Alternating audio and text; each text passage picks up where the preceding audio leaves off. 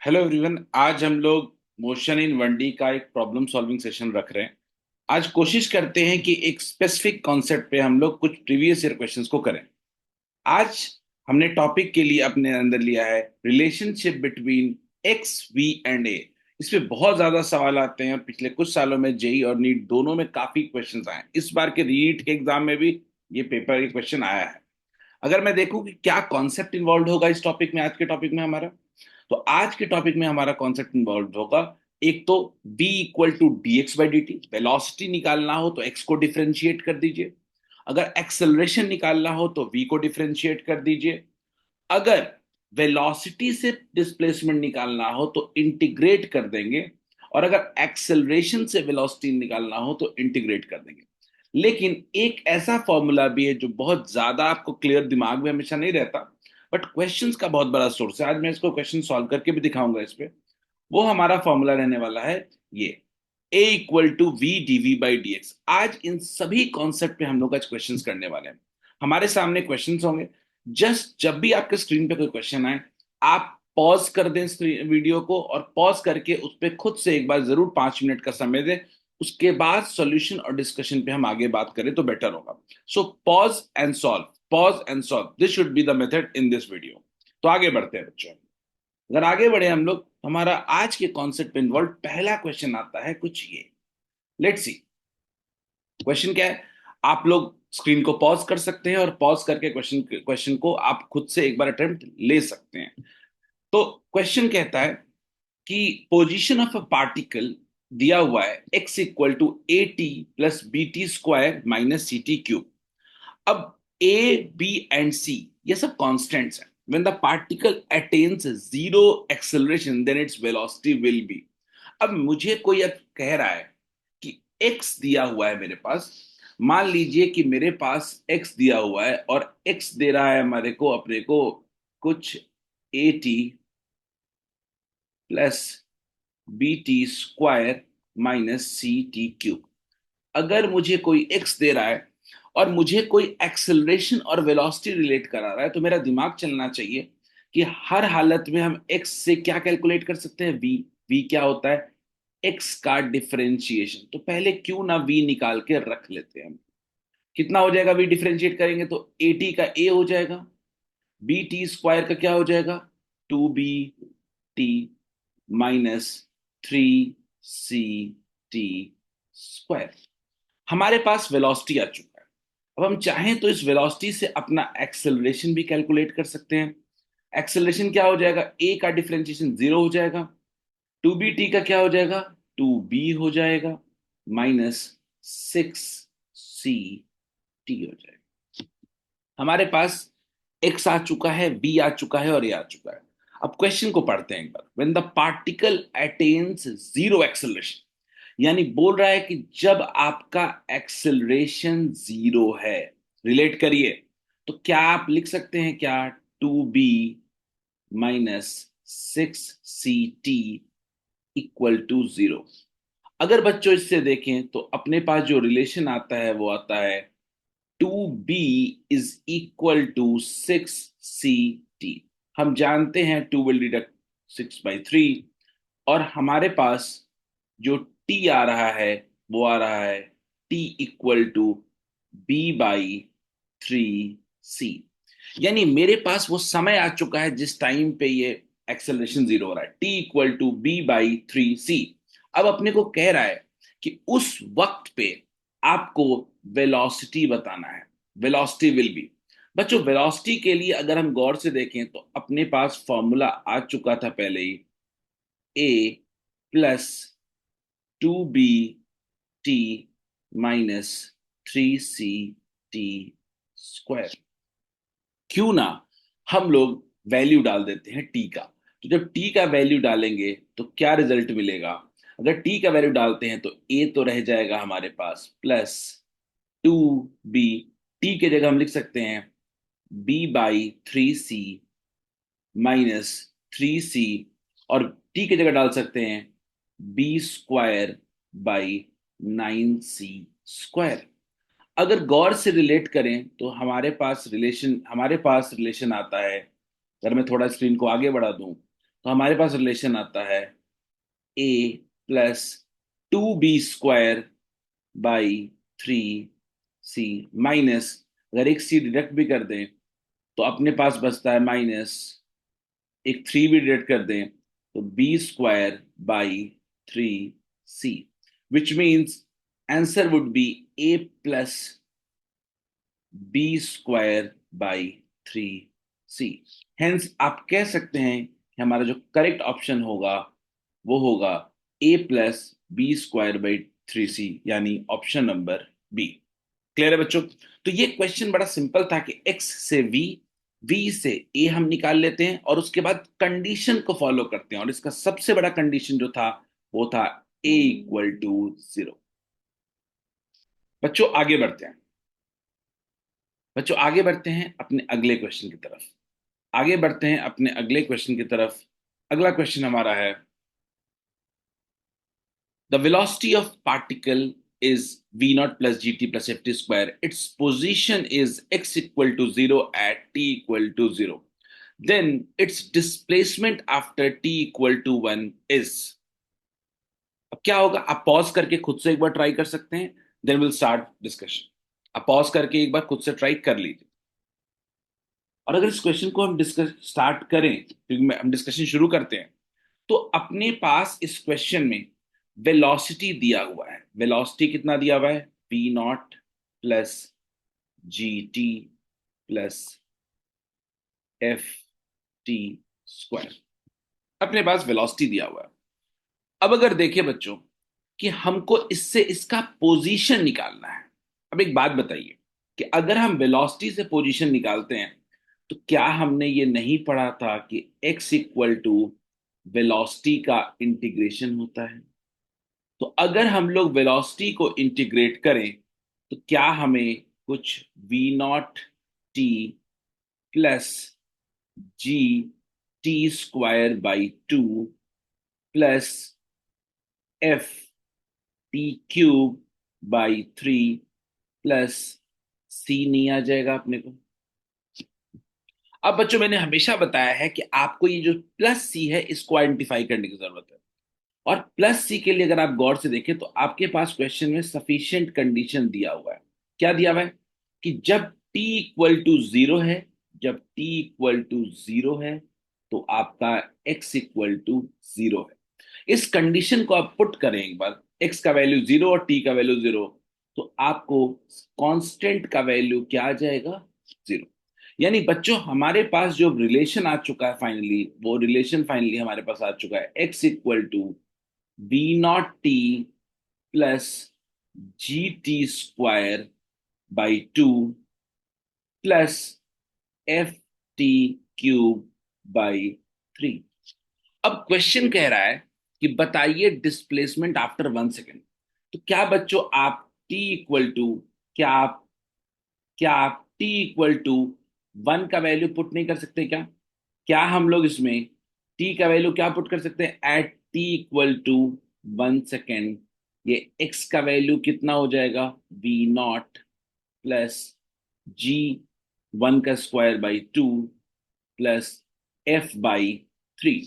अगर आप ऑप्शन को मैच करें तो हमारे पास आ रहा है v0 plus g/2 plus f/3। Option C would be correct. Option C would be correct for this. ये हमारा हो गया क्वेश्चन नंबर 2। यानी आप सिंपल रिलेशन अगर आपको दिमाग में है तो आप बड़े आराम से क्वेश्चन को बना सकते हैं। अब let's see question number 3। Students pause and solve, then go to the discussion. आप पहले पॉज करिए और सॉल्व करिए। लेट्स सी आपसे क्वेश्चन बनता है कि नहीं।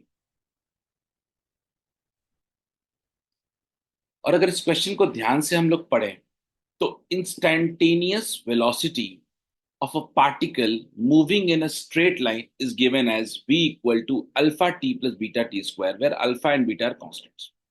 क्वेश्चन कह रहा है distance travelled by particle between 1 and 2 seconds.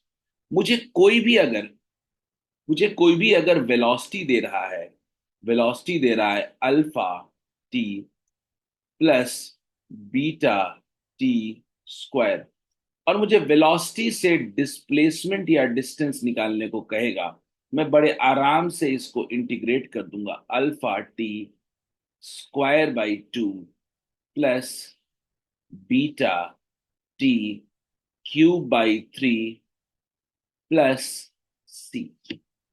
मैंने सी तो डाल दिया, लेकिन हमेशा प्रॉब्लम आ जाती है कि सी का वैल्यू अपने को पता चल रहा है क्या। क्वेश्चन को ध्यान से पढ़ते हैं, दैट इज इंटरेस्टिंग पॉइंट। अगर मैं क्वेश्चन को ध्यान से पढ़ूं तो क्वेश्चन में ऐसा कोई भी हिंट नहीं दिख रहा है जो कांस्टेंट के बारे में बताए। तो हमें इस कांस्टेंट को अभी छोड़ना पड़ेगा अभी थोड़ी देर, और एक्स का रिलेशन हमें यही एक्सेप्ट करना पड़ेगा। अब क्वेश्चन कह रहा है कि distance travelled between 1 to 2 second. यानी अगर मैं बोलूं कि जब t इक्वल टू 1 सेकेंड है तो x का वैल्यू कितना है, तो आप वैल्यू डाल सकते हैं। क्या हो जाएगा, alpha by 2 plus beta by 3 plus c. बच्चों अगर मैं बात करूं t इक्वल टू 2 सेकेंड पे, तो यही x का वैल्यू क्या हो जाएगा, अल्फा बाई 2 तो रहेगा ही। अब यहाँ पे t का वैल्यू 2 पुट करेंगे तो कितना हो जाएगा ऊपर में, 4 प्लस बीटा बाई 3 तो रहेगा ही, लेकिन 2 का क्यूब क्या हो जाएगा, 8 प्लस सी। अब बच्चों क्या हम ऐसा कह सकते हैं क्या, डिस्प्लेसमेंट क्या होता है, चेंज इन एक्स। डिस्प्लेसमेंट अगर मैं निकालने जाऊं तो चेंज इन एक्स, यानी x final minus x initial. अब आपके पास एक्स इनिशियल और फाइनल दोनों पता है आपको, क्यों ना सब्ट्रैक्ट करते हैं। सबसे पहला टर्म लेते हैं अल्फा बाई 2 वाला, एक में 4 है कोएफिशिएंट और एक में 1 है, तो सब्ट्रैक्ट करेंगे तो क्या हो जाएगा, 3 अल्फा बाई 2। दूसरा बीटा बाई 3 को लेते हैं, तो बीटा बाई 3 में एक में 8 है और दूसरे में 1 है, तो 8 - 1 कितना हो जाएगा, 7। और कांस्टेंट माइनस कांस्टेंट क्या हो जाएगा, 0। तो बच्चों हमारे पास जो डिस्प्लेसमेंट आ रहा है वो आ रहा है 3 अल्फा बाई 2 प्लस 7/3 बीटा। यानी ऑप्शन नंबर जो आएगा हमारा वो क्या आएगा, ए। कुछ लोग ये सवाल पूछ सकते हैं, कुछ लोग ये सवाल पूछ सकते हैं कि आखिर ये डिस्प्लेसमेंट और डिस्टेंस दोनों सेम होगा क्या। तो मैं ये कहता हूं कि डिस्प्लेसमेंट और डिस्टेंस सेम तभी नहीं होता है जब बीच में कहीं वेलोसिटी 0 होता है। तो question number 3, let's see, let's move to question number 4। बच्चों सब लोग क्वेश्चन नंबर 4 को एक बार पढ़िए, then will start discussion. Giving a 2 minute break, 1 minute break. आप एक बार क्वेश्चन को पढ़ लीजिए अच्छे से, then will start discussion.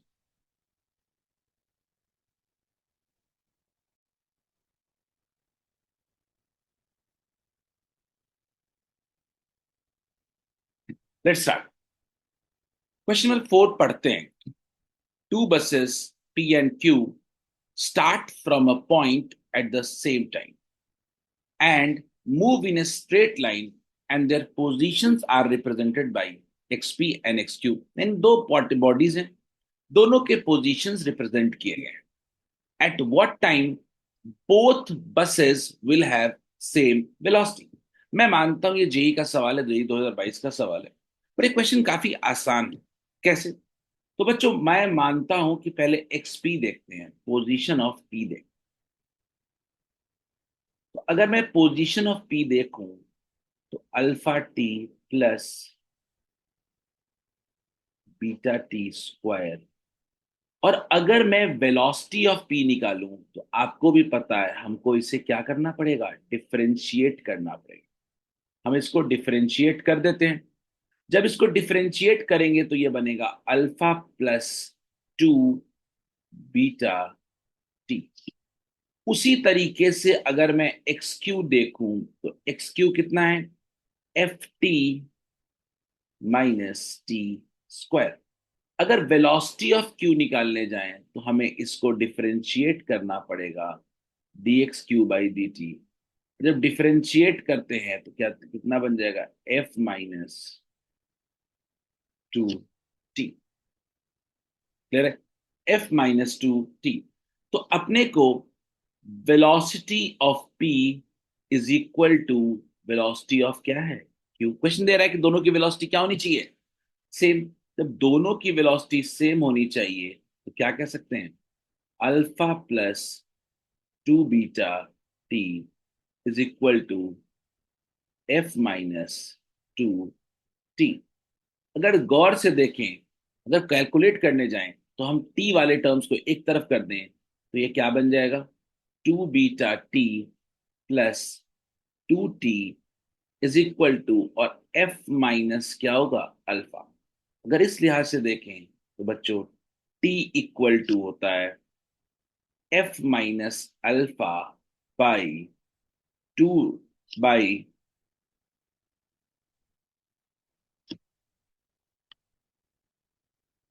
To beta plus two. एक बार ऑप्शन को चेक करते हैं तो कौन सा आ रहा है, एफ माइनस अल्फा आ रहा है, ऑप्शन नंबर 4 में आ रहा है। Two into one plus beta क्या होगा, ऑप्शन नंबर क्या होगा, 4। तो ये क्वेश्चन इतना मुश्किल सवाल नहीं था, रिलेशनशिप का अच्छा इस्तेमाल जरूर था, पर कोई बहुत शानदार सवाल नहीं था, ये बनने वाला सवाल। अगर मैं थोड़ा आगे बढ़ूं, क्योंकि हम रैपिड फायर क्वेश्चंस कर रहे हैं, तो आई वुड लाइक कि आप लोग खुद से वीडियो को पॉज कर लें, क्वेश्चन को खुद से एक बार अच्छे से अटेम्प्ट करें, देन आप सोल्यूशन की तरफ जाइए और सोल्यूशन को समझने की कोशिश करिए। हमारे सामने हमारा पांचवा क्वेश्चन है, और वो क्वेश्चन कहता है, हमारे सामने हमारा पांचवा क्वेश्चन है। तो एक बार क्वेश्चन नंबर 5 देख लेते हैं हम लोग क्या कहता है। Very interesting question, very interesting question. अब तक के जितने भी क्वेश्चन के हमारे पैटर्न रहे हैं उनसे थोड़ा अलग है। क्या है क्वेश्चन, तो क्वेश्चन कहता है कि जब वेलोसिटी हमारा बी रूट एक्स के बराबर है, तो बताइए कि speed T equal to tau पे क्या होगा। Calculate the speed of the particle at time T equal to tau, assume that party particle is at origin at T equal to zero. बच्चों अभी तक हमने देखा है कि हमारा जो क्वेश्चन है वो अभी तक टाइम के रिस्पेक्ट में था। पहली बार जो हमारा क्वेश्चन है वो एक्स के रिस्पेक्ट में आया है। अगर मैं देखूं कि मेरे पास वेलोसिटी जो है वो कितना है, बी रूट एक्स। अब सवाल उठता है कि इसको टी के टर्म्स में कैसे लाया जाए, टी कहां से लाया है इसमें, क्योंकि टी कहीं दिख नहीं रहा। तो बच्चों हमने इसका एक जुगाड़ निकाला, और क्या हम वेलोसिटी को लिख सकते हैं क्या, D X upon D T equal to कितना, बी रूट एक्स। क्योंकि हमारे पास कहीं भी टी का कोई स्कोप है ही नहीं, हमारे पास एक ही जगह स्कोप था कि वेलोसिटी को क्या लिख सकते थे, डी एक्स अपॉन डी। अब बच्चों अगर थोड़ा एक्स वाले को एक तरफ करने जाओ तो डी एक्स बाई कितना हो जाएगा, root X equal to B into क्या हो जाएगा। बच्चों हमें साफ दिख रहा है कि दोनों तरफ क्या करना पड़ेगा, इंटीग्रेट करना पड़ेगा। बच्चों जहां तक आपको थोड़ा बहुत इंटीग्रेशन बताया गया होगा, तो अगर आप गौर से देखें तो रूट एक्स, 1/√x को लिख सकते हो X to the power -1/2 into कितना, dx। और बी टी तो पहले से इंटीग्रेशन है हमारे पास बी डी टी का। अगर इसको गौर से देखें तो पावर को एक बढ़ा दे और उसी पावर से डिवाइड कर दे, तो जो इंटीग्रेशन बनता है वो बनता है 2√x equal to B t plus c. अगर जिनको भी इंटीग्रेशन में दिक्कत है वो जरूर एक बार इंटीग्रेशन को रिविजिट करें, ठीक है। अब हमारे पास एक फॉर्मूला आ चुका है 2√x equal to B t plus c. अब मेरा बड़ा सिंपल सा काम है यहाँ पे, वो कांस्टेंट क्या होगा। तो क्वेश्चन में कह रहा है assume that particle starts from origin, यानी जब टाइम का वैल्यू हमारा जीरो है तो एक्स का वैल्यू भी क्या है, जीरो। यानी यानी हम कह सकते हैं कि हमारे पास जो रिलेशन आया है वो आया है final 2√x equal to B T. तो बच्चों मैं बड़े आराम से इस रिलेशन को आप लिख सकता हूं, स्क्वायरिंग बोथ साइड्स, तो रिलेशन क्या बन जाएगा, 4x is equal to B T square. और अगर मुझे कोई बोले कि x इक्वल टू क्या होगा, तो x इक्वल टू मैं कह सकता हूं बी टी स्क्वायर बाई 4। क्या फायदा होगा बच्चों, याद कीजिए, अगर अपने को x पता चल चुका है तो क्या डिफरेंशिएट करके हम क्या वेलोसिटी नहीं निकाल सकते हैं? v इक्वल टू क्या होगा? dx upon dt। जब हम डिफरेंशिएट करेंगे तो b बाई क्या हो जाएगा? 4। और टी स्क्वायर का कितना हो जाएगा? 2t। तो बच्चों ये 2 और 2 कैंसिल हो जाएगा। तो जो हमारे पास रिलेशन बनता है सकते हैं v इक्वल टू क्या होगा? dx upon dt। जब हम डिफरेंशिएट करेंगे तो b बाई क्या हो जाएगा? 4। और टी स्क्वायर का कितना हो जाएगा? 2t। तो बच्चों ये 2 और 2 कैंसिल हो जाएगा। हमारे पास जो रिलेशन बनता है वो बनता है b बाई 2t। अब b बाई 2 या bt बाई 2, अब हम चाहें तो इसमें बड़े आराम से वैल्यू को पुट कर सकते हैं, और वैल्यू को जब हम पुट कर देंगे तो हमारे पास आंसर आ जाएगा bt बाई 2, यानी हमारा आ जाएगा b टाउ बाई 2। क्लियर है? अच्छा, एक गलती शायद हमने किया है कि हमने जब स्क्वायर किया था तो हमारा स्क्वायर जो था वो